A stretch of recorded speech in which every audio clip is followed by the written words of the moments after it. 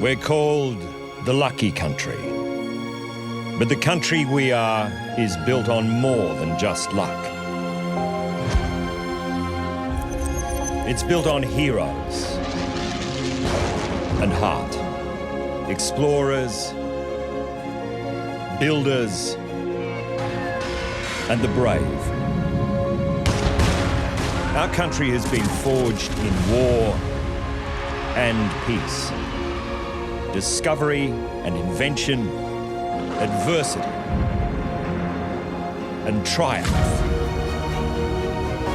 This is the greatest story of all, because this is our story. Welcome to Australia, the story of us.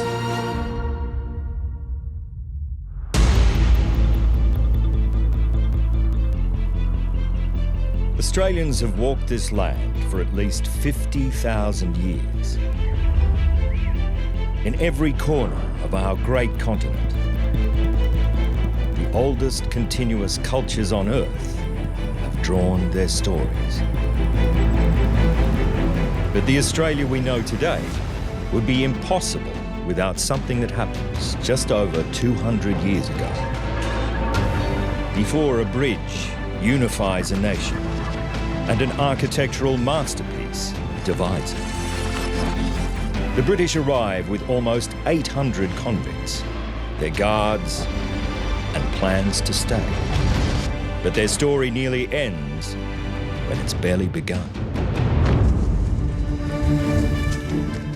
June 26, 1790, Sydney.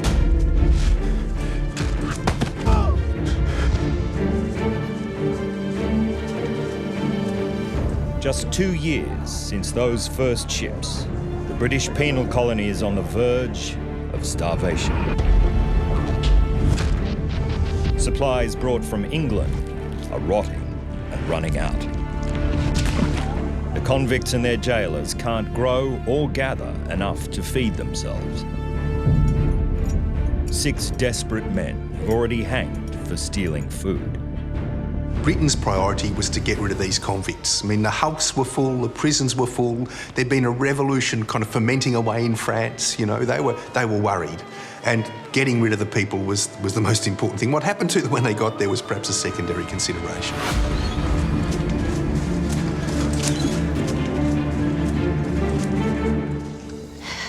See if there's any meat today. Hopefully. After last time, there weren't much. Convict James Roos, sentenced to 7 years for stealing 2 silver watches. Hungry. Another bag of corn, please. And like everyone else in the prison colony, desperate for an English supply ship to save him. See you next time. Flag!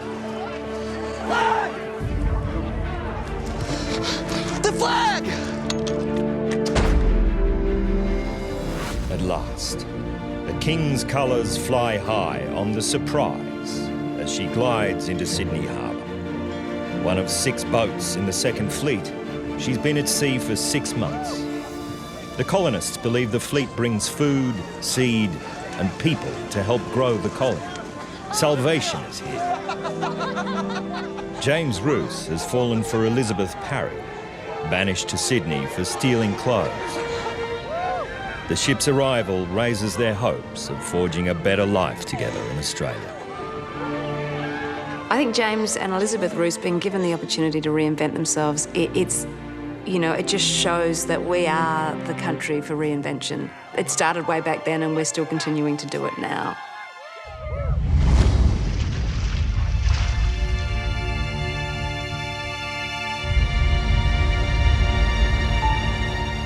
But Elizabeth and James's dreams collide with a brutal reality.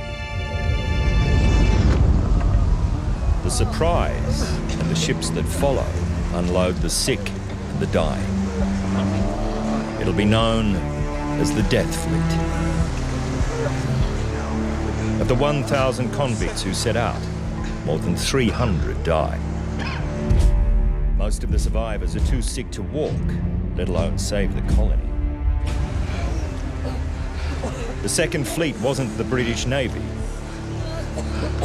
The transportation job was given to contractors better known for running African slave ships. The Second Fleet was an absolute catastrophe. The vessels arrived with convicts starving, dying of scurvy. Many of them were taken out of the hold and died upon reaching the fresh air. It was an absolute tragic situation. Now James Roos must act. Back in Cornwall, he was a farmer before burglary brought him to Australia.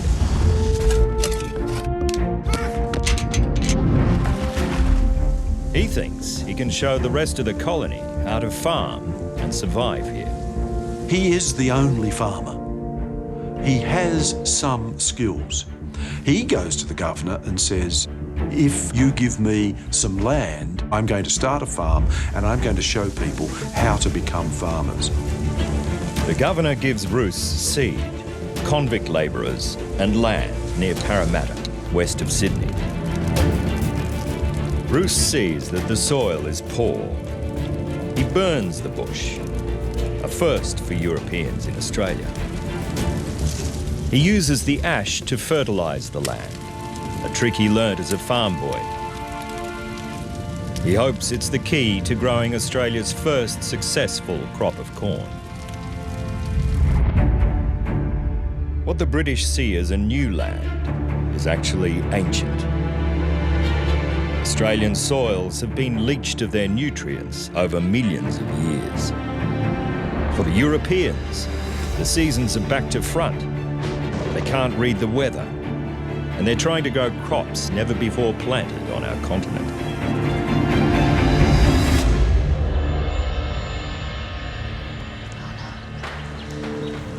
Oh no.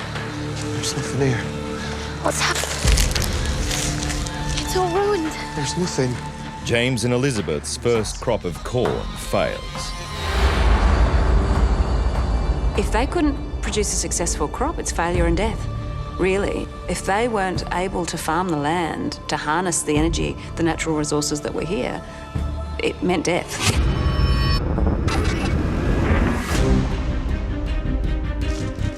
But they refuse to give up.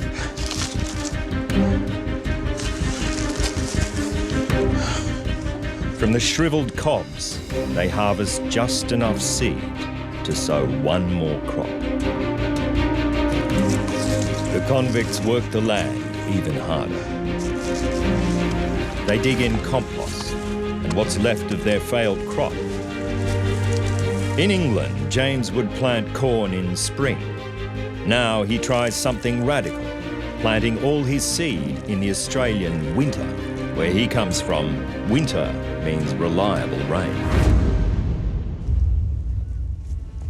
At first, the fertilised soil nourishes a promising new crop. Oh, we need water. Quickly. But this winter is cruel. It brings an Australian drought. James and Elizabeth struggle to save their thirsty crop. Without a downpour, the corn is doomed, the colony in danger of collapse. It's no use.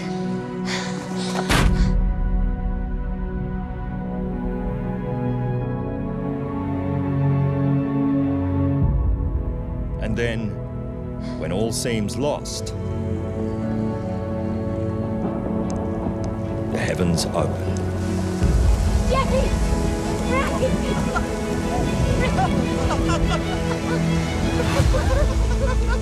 Their corn flourishes.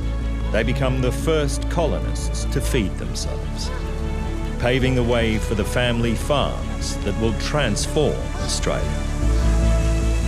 James Roos is the father of agriculture in Australia. He is the man who shows how to do it, where to do it, and what will do best. The Rooses' first farm now lies beneath the city of Parramatta. From what they started, we now feed ourselves and more than 60 million people worldwide.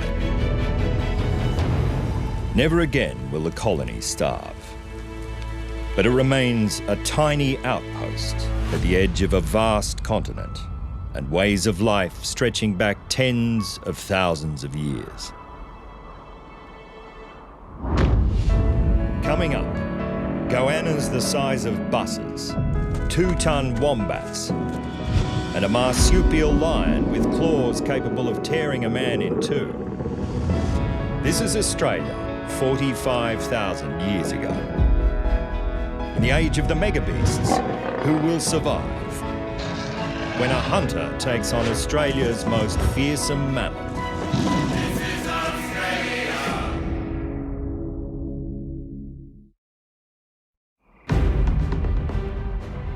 The Darling Downs, Queensland, 45,000 years ago. From here to what will be called Margaret River in the west, megabeasts roam. Goannas bigger than utes. 2-ton wombats. A bird over 3 meters tall with claws to match and football-sized eggs. And a meat-eating marsupial, mean enough to kill them all.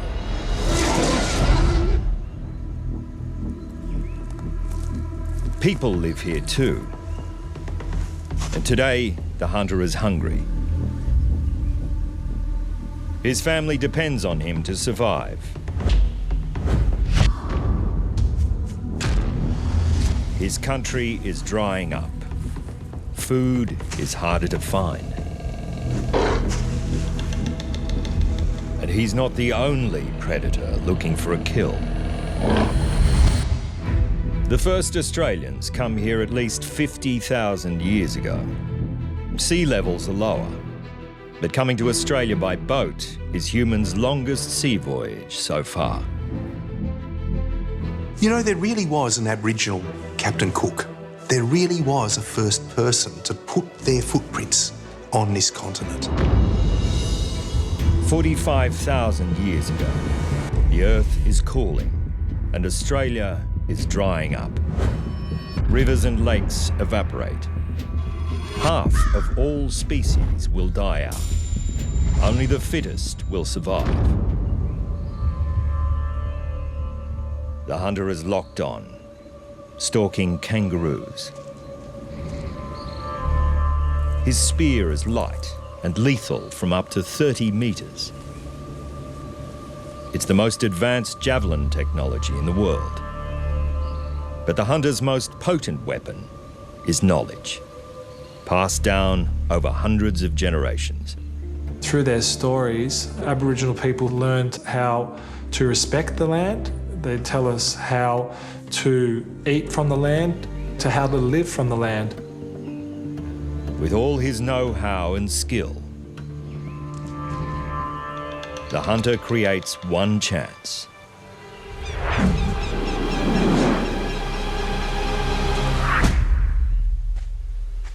Something spooks the kangaroos. And a new hunt is about to begin.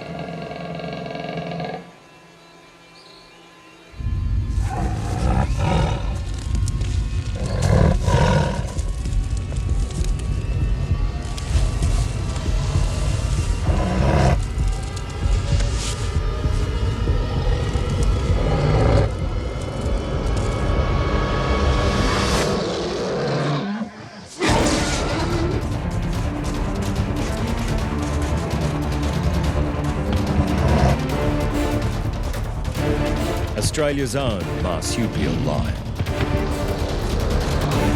The world's deadliest carnivorous mammal. Its 8-centimetre claws will tear the guts out of any animal or human. It has jaws like bolt cutters. This death machine weighs in at over 90 kilos.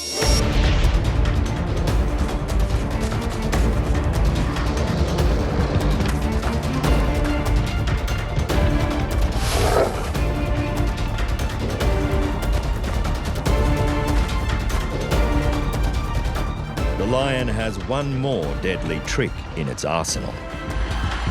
This killer cat can also climb trees. Despite its fearsome power, for now, the marsupial lion goes hungry. His species struggles to survive across the drying continent. All the megabeasts are under pressure. They need massive amounts to eat, and Australia is becoming the parched land we know today. Food is running out. The first Australians survived by making the most of every opportunity.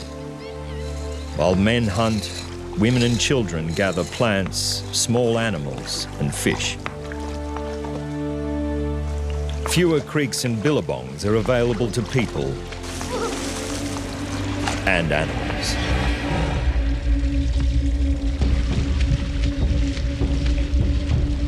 For the second time today, they clash.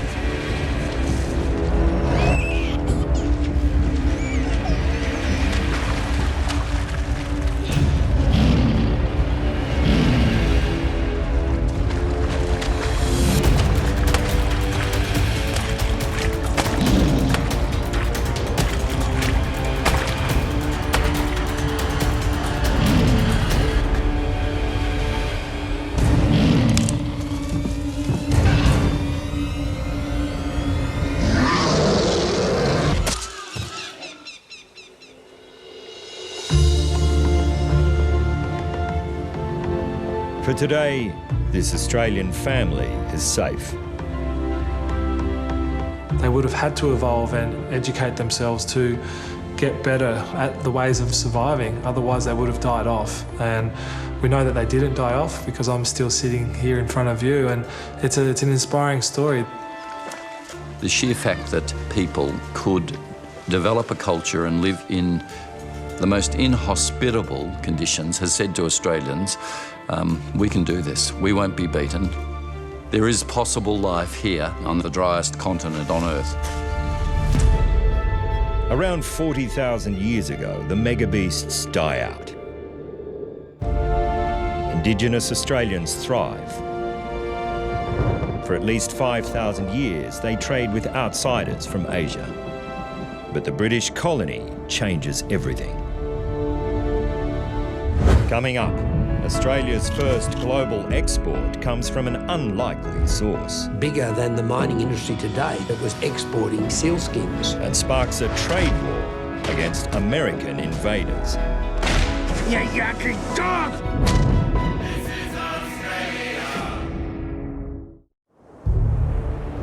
October 17, 1804. Cape Barren Island, Bass Strait. American sealers are waging Australia's first trade war.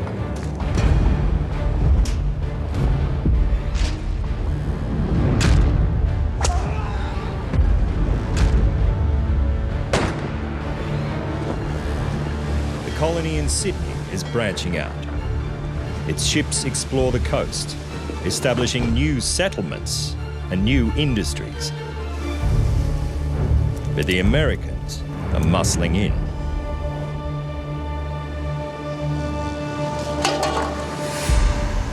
Captain Joseph Morrell, survivor of the Death Fleet, pioneer of colonial Australia's first big business.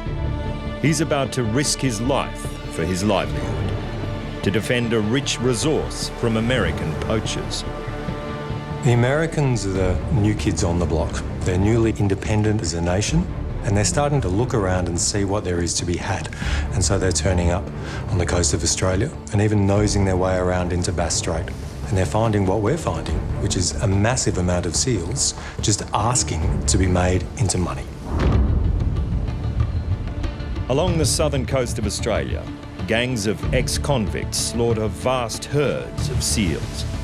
Before iron ore, before gold, before wool, we export seal pelts and seal oil to the world.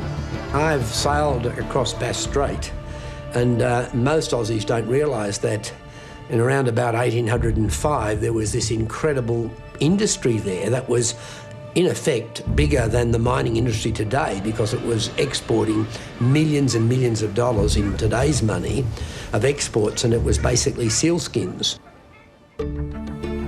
In London, Seal pelts are in demand. Seal oil lamps light British homes and streets.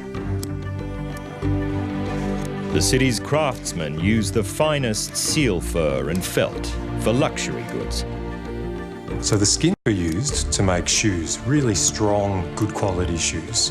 And the fur was used to put on hats, which was this new craze that was taking Europe by storm and taking Britain by storm.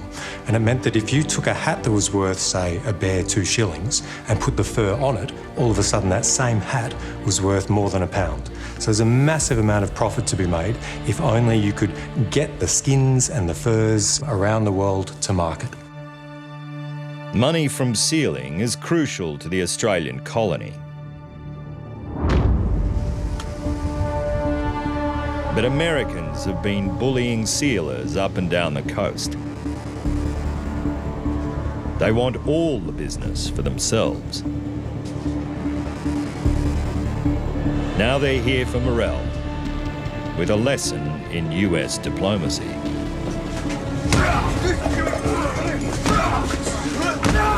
You looking for me?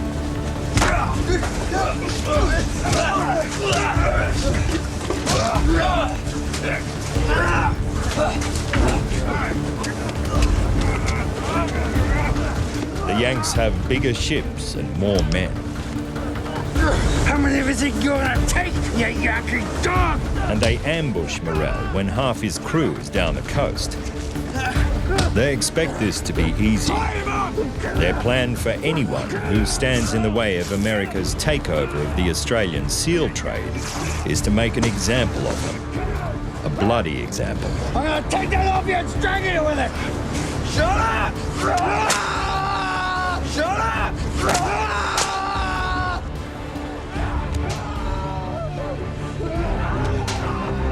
Morrell's best hope is that the rest of his crew will come to his rescue in time. Dad, come over! Quick help! Over here! Back in the cave!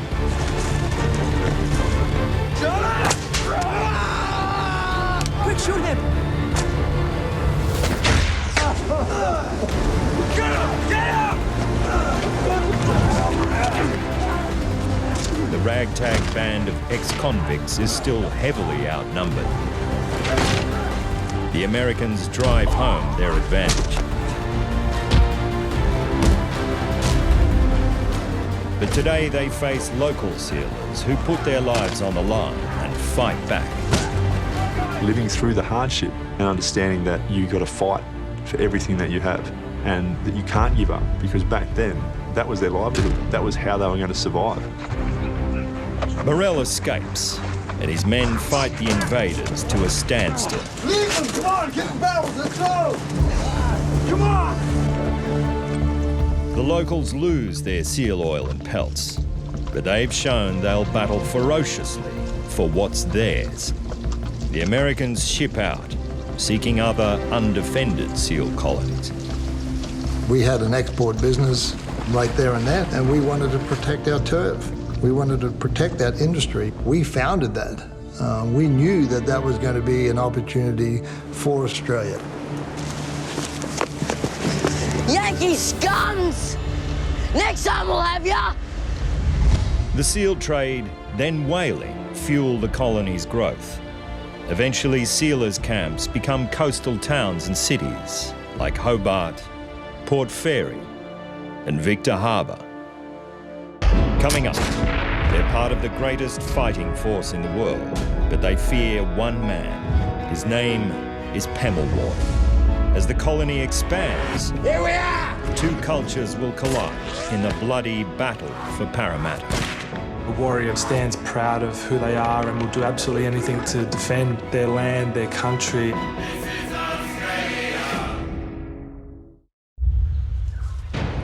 March 1797. Parramatta is thriving, thanks to pioneer farmer James Roos.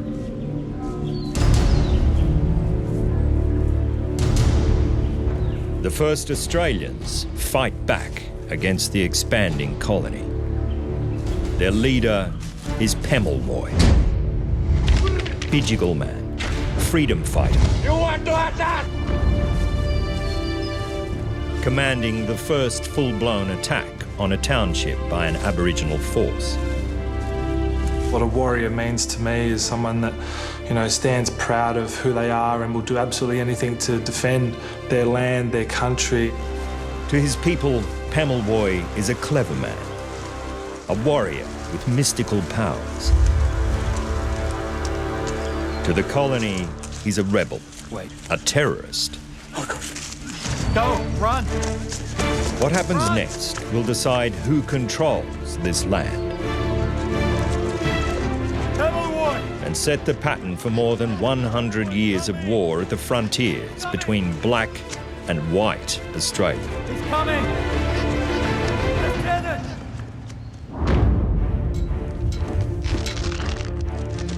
The colony is 4,500 strong. 2,000 hectares are now farms. Local Indigenous peoples are driven off their land and their population decimated by the diseases the colonists bring with them. But they fight back under Pemulwuy. Pemulwuy is a very interesting character because he does something that no Aboriginal person has had to do before. He invents his own politics in a way. What he has to do is unite these clans who've always squabbled over different things, and been fiercely independent, against a common enemy, the British. And he does it through sheer courage. Lieutenant! Lieutenant! Pemulwuy's coming. He's here. How far? A mile, maybe less. Quick, barricade the entrance. The name Pemulwuy fills the settlers with fear. Straight through. Stack it on top in the centre. In many raids, farmers have seen their crops burned, their livestock speared. Robson, guns from the armory. Jack, keep a lookout. They're coming from the north. Pemulwuy and his men have already killed 17 colonists. Behind the barricades.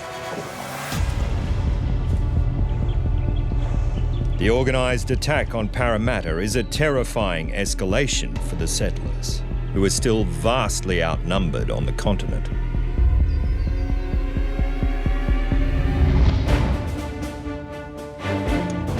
But not all white men are on the colony's side. Escaped convicts join Pemulwuy's resistance. Right, so we ram it home. They have stolen muskets, and they reveal to Pemulwuy the white man's magic. Powder in the pan? Gunpowder. Then we fire. Understanding guns helps Pemulwuy invent new strategies to fight the invaders. You have a go. That demystification broke down the fear of the power of the muskets, and Pemulwuy gets very daring in how he takes on the colonists and almost seems to say to them, I'm not frightened. You can't scare me with that anymore.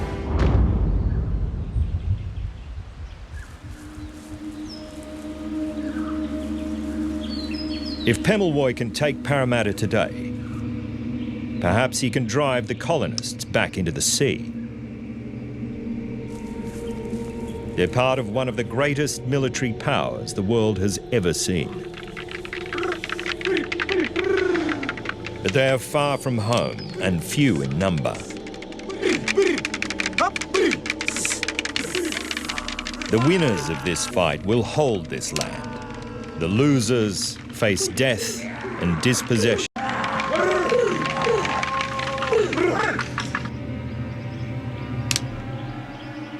You want to hurt us? Here we are!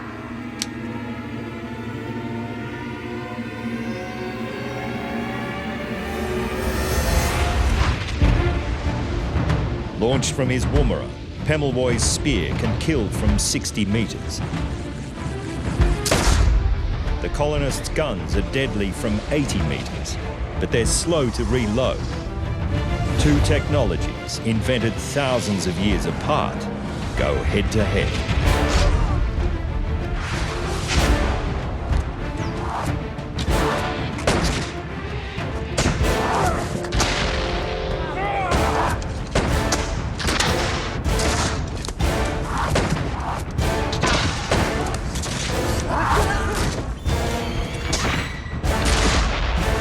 The Battle of Parramatta is close fought. Pemulwuy is hit, but fights on. Neither side gives an inch.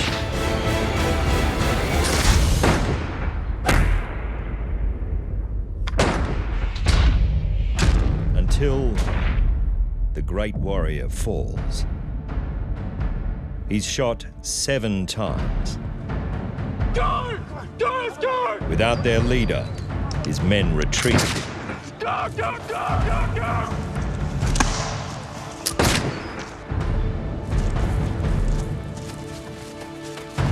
Get some men! Spread out! After them! After them! Spread out! Over there! He's alive. But Pemulwuy defies death. The mythology that emerges after he's been shot by these muskets, the absolute high watermark of British technology, when that can't bring Pemulwuy down, the esteem and the myth around him only grows. That night, bullets still in him and wearing leg irons, Pemulwuy escapes to fight on. Is this guy really a magic man? You know, is he invincible? Can't he be killed? Pemulwuy fights the settlers for another 5 years. When they finally corner and kill him, the colonists take off his head and send their trophy to London. But killing Pemulwuy does not bring peace. For the next 100 years and beyond, from the Pacific to the Indian Ocean, Aboriginal people will fight to keep their ancestral land.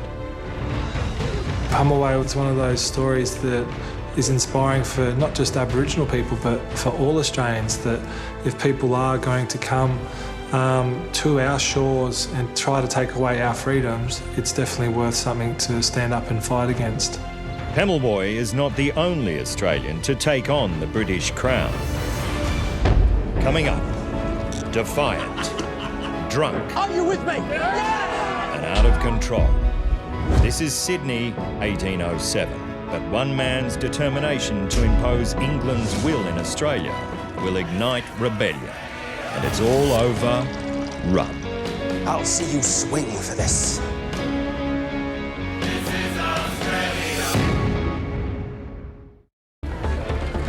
1807. Sydney is a wild frontier town. Amongst its 3,000 settlers, convicts and soldiers, brawling, prostitution and drinking are rife.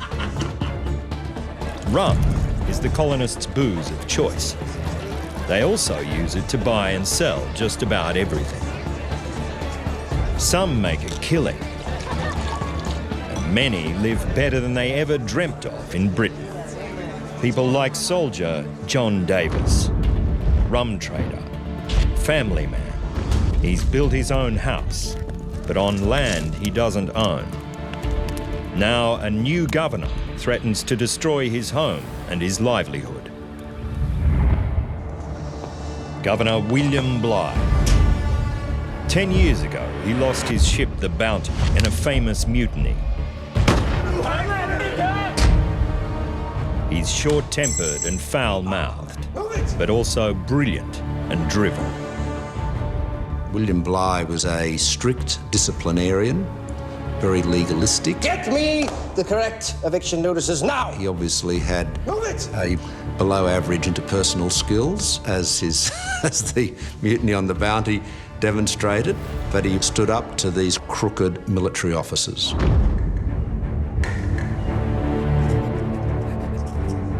Bligh plans to clean up what he sees as a cesspit of corruption, to destroy the rum trade, and to demolish illegally built houses like John Davis's family home.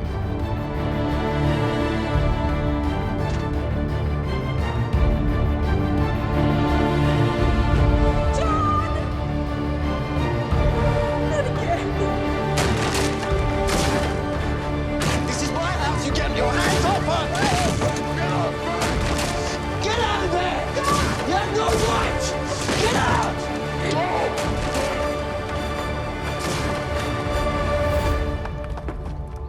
What Davis and men like him do next should see them all hang.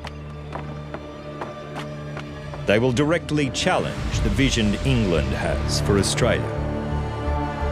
England was determined that Australia would be this utopian, agrarian, non-commercial, bureaucratic state.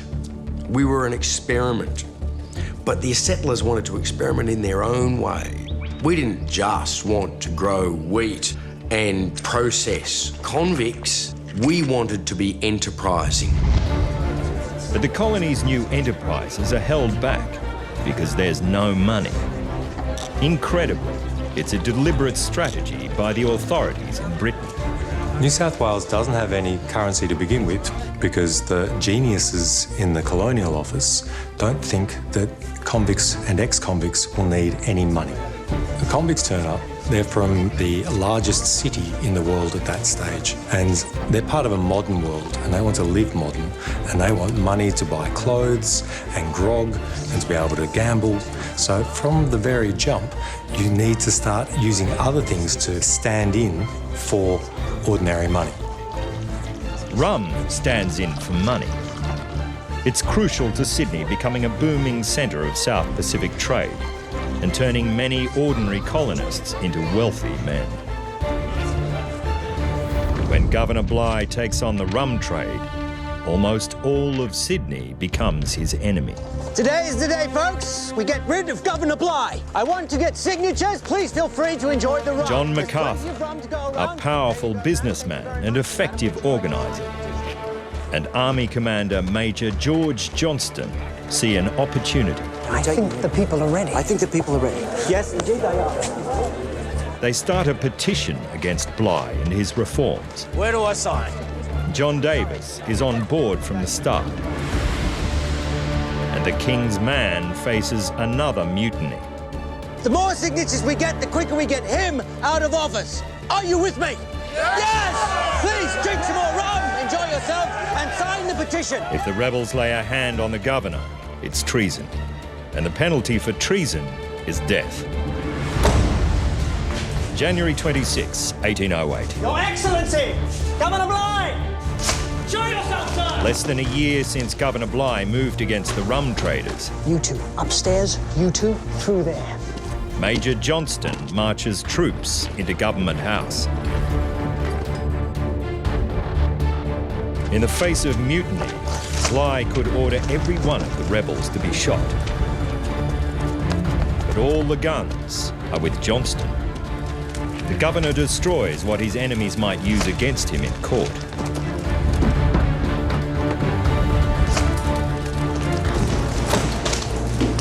Unhand me.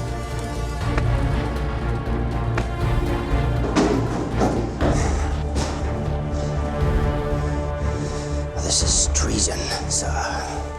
I'll see you swing for this. Take him away. Johnson. Johnson! Under house arrest, Bligh plots his return to London I will go no further. and British justice.